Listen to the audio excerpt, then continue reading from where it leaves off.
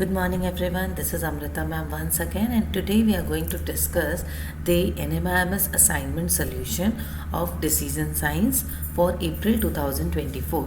We have earlier discussed the question number 2, that is, in the Excel you need to find the regression analysis, and today the question that we are going to discuss is question number 3A.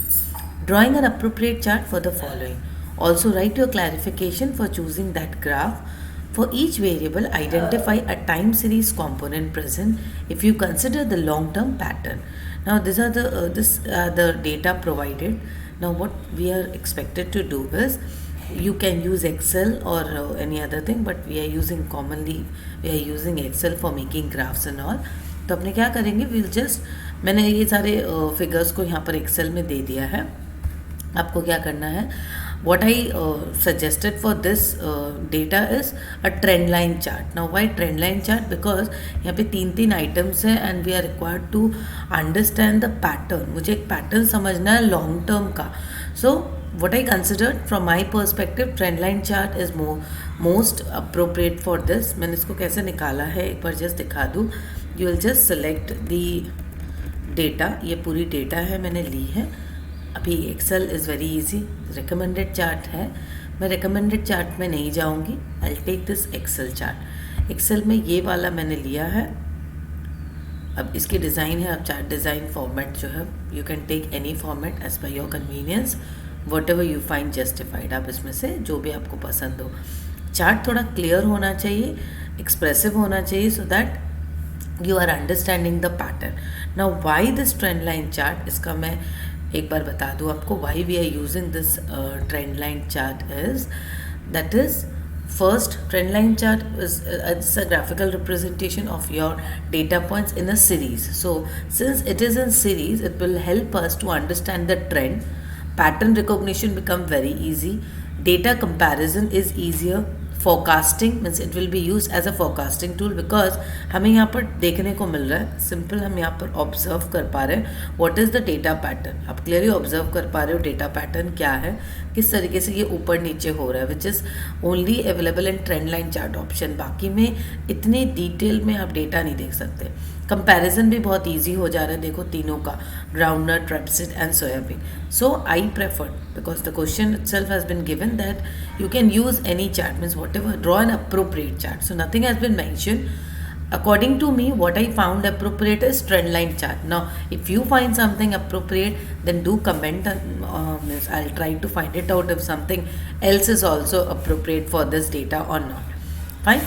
Second question is question number 3B, that is, write the sampling plan for the following study. Also write what is recommended according to you, census survey or sample survey. What will you consider?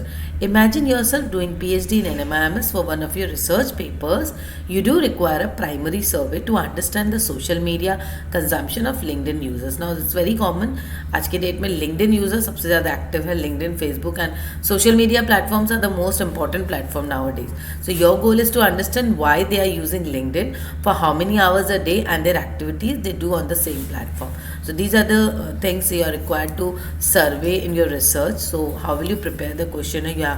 You do have a research questionnaire in your hand, so you don't need to prepare a questionnaire once again. यहाँ पर questionnaire भी आपको दे दिया गया है. Now the question is about survey and data collection. What we are going to do here, हमें एक sampling plan बनाना है. और आप क्या रेकमेंड करते हो, सेंसस सर्वे रेकमेंड करते हो या सैम्पल सर्वे रेकमेंड कर रहे हो? सपोज आप एक पीएचडी कर रहे हो, यहाँ पर क्वेश्चन क्या दिया, आप एक पीएचडी कर रहे हो और आपको social media consumption of LinkedIn users, इसके बारे में डेटा कलेक्शन करनी है. क्वेश्चनियर दे दिया गया है, तो now the question is about survey and data collection. यही मेन दो टारगेट है. सर्वे क्या है, डेटा कलेक्शन क्या है. We all are aware, survey द्वारा ही हम डेटा कलेक्शन कर पाएंगे. We can only collect the data with the help of survey. Now which type of survey we are going to use, either census survey or sample survey. आप क्या suggest करोगे? See, this is all dependent on you. What will you suggest, ये हर कोई का अपना अपना है. But if you are required to prepare a sampling plan, कि आप किस तरीके से अपने सैम्पलिंग प्लान बनाते हो on social media consumption, then you can frame the answers like this. You are required to write the definition of population क्या है, sampling frame क्या है, sampling method आप क्या use कर रहे हो, ये सारे आपको अपने रिसर्च प्लान में पूरा लिखना होगा, because you are required to prepare a sampling plan. तो आपको अपने सैम्पलिंग प्लान बताने हैं, and then finally whatever you are using, आप क्या सैम्पल सर्वे यूज़ करोगे और सेंसस सर्वे। मैं यहाँ पर सैम्पल सर्वे बता रही हूँ so that you can balance the LinkedIn media consumption pattern and managing the practical challenges. Sampling survey थोड़ा हमारे लिए ईजी हो जाता है, right. Specify the duration of sampling that we are taking. हम लोग अगर पूरा डिटेल्स में एन्यूमिनेट मतलब elaborate method we can not use, so sampling period और sampling method is most conveniently use, तो I will prefer sample method. तो यहाँ पर आपको सैम्पलिंग प्लान पूरा देना है step by step. So you have to require means you need to specify each and everything. Population क्या है जो आप कंसिडर कर रहे हो, सैम्पलिंग फ्रेम आपका क्या है, जो कौन कौन से कितने लोगों को आप ले रहे हो, सैम्पलिंग मेथड आप क्या यूज़ करने वाले हो।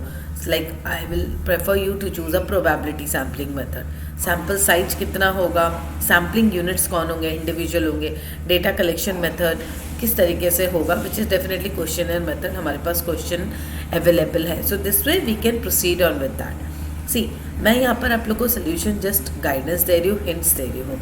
आपको आंसर्स अपने ही लैंग्वेज में फ्रेम करना है। इसको मैं मेरे पैटर्न में या आप मेरे ब्लॉग से कॉपी करोगे तो नहीं चलेगा। आपको इसको जस्ट ये हिंट्स है, सजेशंस है कि आप लोग खुद से अपने आंसर्स को लिख सको। फिर भी बहुत सारे स्टूडेंट्स कॉल करते कि मैम मैंने आपके इससे देखा पर मेरा फिर भी प्लेगरिज्म आ गया।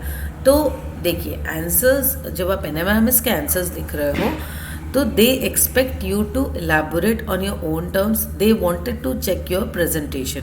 आप कितने अच्छे अपने आंसर्स को प्रेजेंट कर रहे हो, एक्सप्रेस कर रहे हो, दिस इज मोर इम्पॉर्टेंट। लेकिन क्वेश्चन नंबर 3 में जो ट्रेंड लाइन का मैंने ऑप्शन दिखाया, तो you are not required to only present this trend line.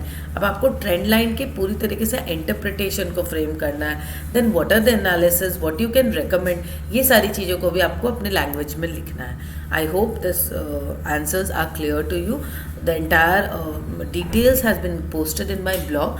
You can visit my blog section for more details. Thank you. Stay connected.